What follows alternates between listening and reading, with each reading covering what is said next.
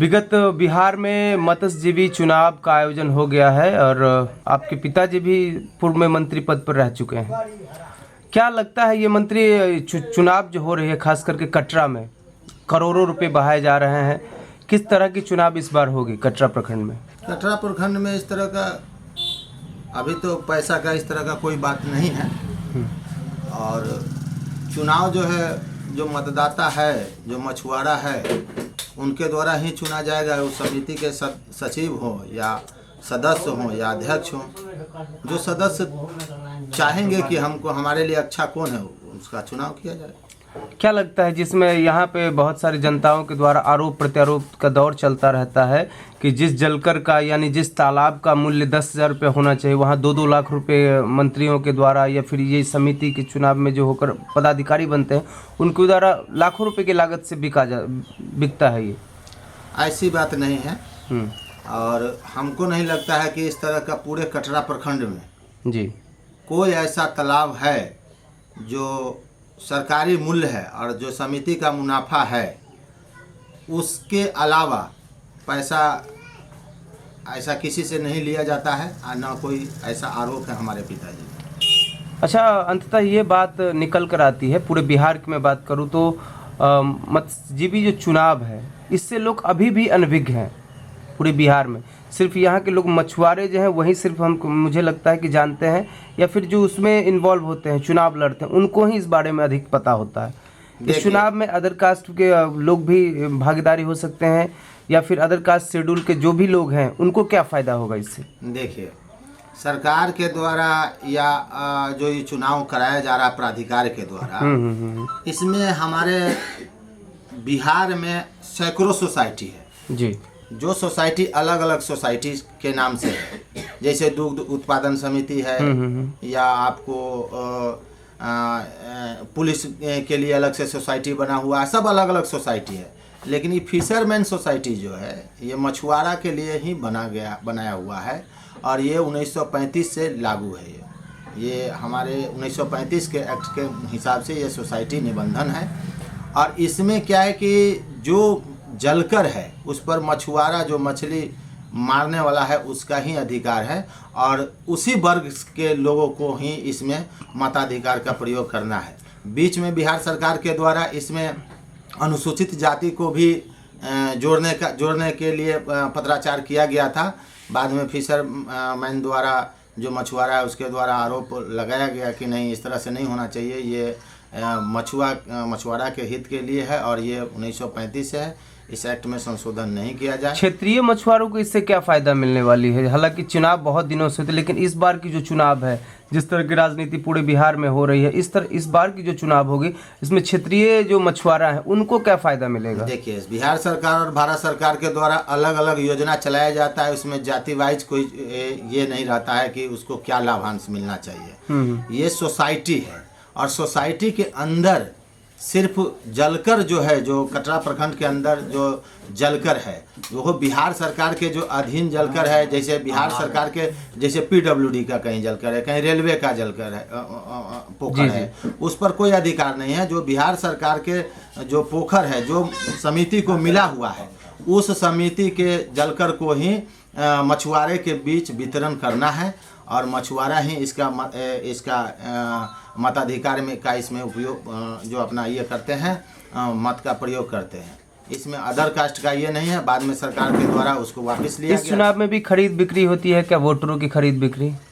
नहीं, ऐसा कुछ नहीं है। जो खरीद बिक्री न के बराबर इसमें ऐसा कुछ नहीं होता है। जो मछुआरा, आप देखिए कटरा प्रखंड का भौगोलिक स्थिति आपको बताते हैं।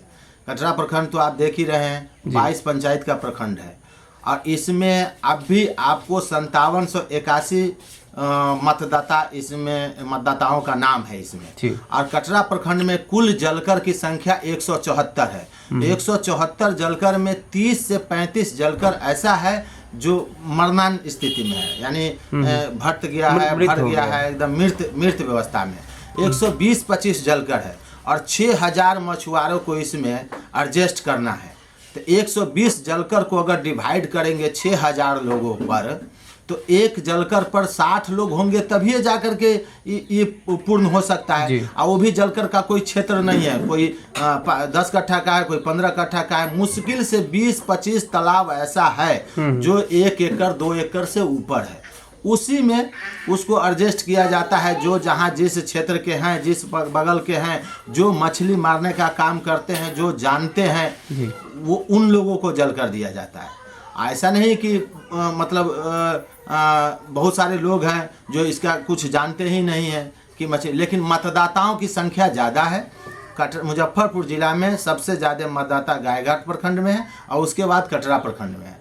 अब 6000 के आसपास मतदाता है और आपको जलकर हमारे पास 115 से 10 है। और सिर्फ उसी जलकर में सरकार के द्वारा अलग से कुछ प्रावधान नहीं है कि जो मत्स्य में जैसे जलकर कोई बंदोबस्ती किसी के नाम से हुआ उसको कुछ अलग से ये दिया जाए। हाँ, जैसे बाढ़ है, सुखाड़ है, तो जिसके नाम से हमने बंदोबस्ती किया है वो जाके इंश्योरेंस कराएगा। समिति के माध्यम से कोई इंश्योरेंस नहीं है, समिति के तरफ से कोई प्रोत्साहन नहीं है। जलकर वितरण के बाद वो जाके इंश्योरेंस करावे, जिला मत्स्य पदाधिकारी के यहाँ जाके आवेदन दे, सुखाड़ के लिए आवेदन दे, तब उसको उसका लाभांश मिलता है।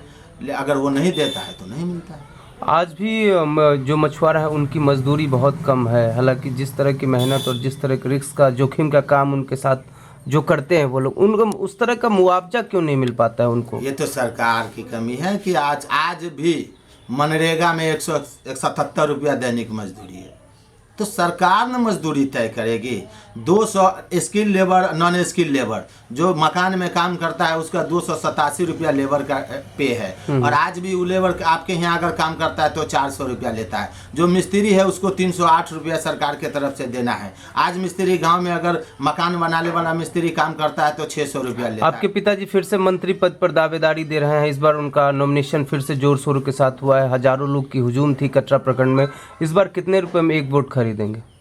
वोट खरीदने का हमको ज़रूरत नहीं है। हमारे साथ दबे कुचले लोग, जो आम लोग हैं ना, वो हमारे पिताजी के साथ हैं। हमारे पिताजी ऐसा सेक्रेटरी कटरा प्रखंड को न कभी मिला है और न कभी मिलेगा। आप किसी भी आम मतदाता से जाके पूछ लीजिए कि 5 रुपया कभी उन्होंने ले करके किसी को गड़बड़ कर दिया। और बाकी लोग जो चुनाव में खड़े हैं ना, जो सब जितने भी लोग आज इस चुनाव में खड़े हुए हैं, सब हमारे यहाँ से प्रोडक्ट निकले हुए लोग हैं। कहीं ना कहीं यहाँ से ट्रेनिंग सब हमारे यहाँ से ट्रेनिंग है। अभी जो वर्तमान में आपको लोग जो चुनाव लड़ रहे हैं, चाहे वो अध्यक्ष पद के लिए हो या मंत्री पद के लिए हो, जो भी लोग हैं सब हमारे कमेटी में थे।